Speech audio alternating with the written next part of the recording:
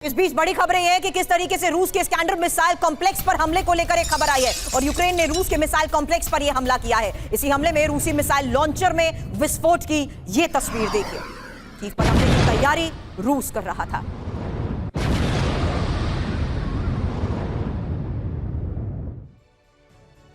और इस बीच देखिए जेलेंस्की क्या चाहते हैं। जेलेंस्की ने फिर से सीज फायर की मांग की है। जब तक बातचीत चल रही है तब तक सीज फायर हो जाए। मैं पुतिन के साथ बैठक के लिए तैयार हूं, ये कह रहे हैं प्रेसिडेंट जेलेंस्की। और यूक्रेन से बातचीत पर पुतिन का भी एक बड़ा बयान। एक और बड़ी खबर, जहां आतंकवादियों से बातचीत कौन करता है, सीज फायर से यूक्रेन हथियारों का जखीरा जमा करेगा।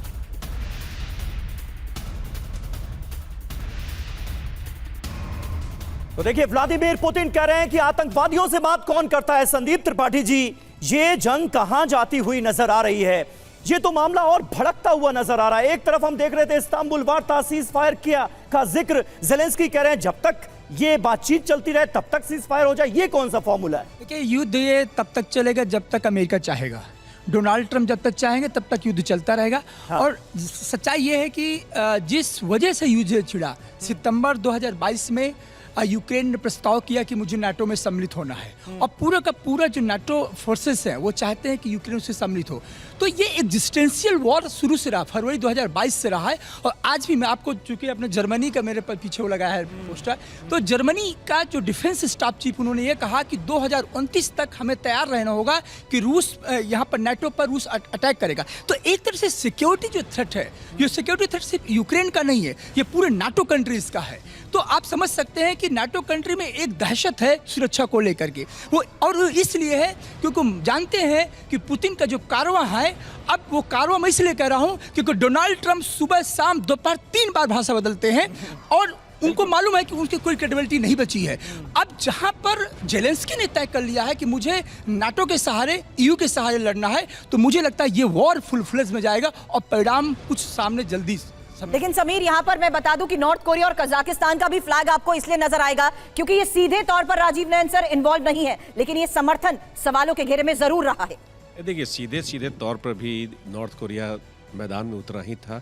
करीब करीब माना जाता है कि 10,000 उनके ट्रूप्स थे, उसमें से 1,000 से लेकर 2,500 के बीच में हताहत हुए थे। देखिए, इस पूरे युद्ध में तरह तरह की रणनीति का जो जिसे कहते हैं कि परीक्षण किया गया। रूस के साथ समस्या थी कि यह युद्ध थोड़ा लंबा चल गया।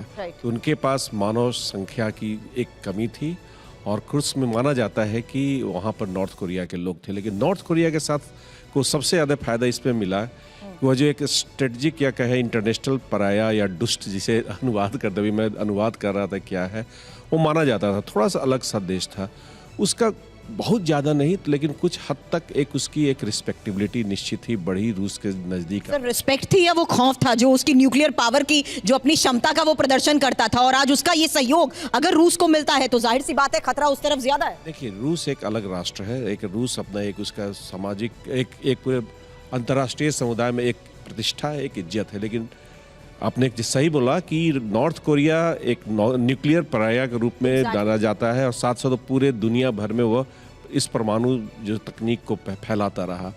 इस बार उसे परमाणु से थोड़ा हटकर उसकी जो सैन्य क्षमता थी उसका भी माना जाता है कि उपयोग किया गया था, और उसके बदले में उसे हो सकता है हाई टेक्नोलॉजी मिले।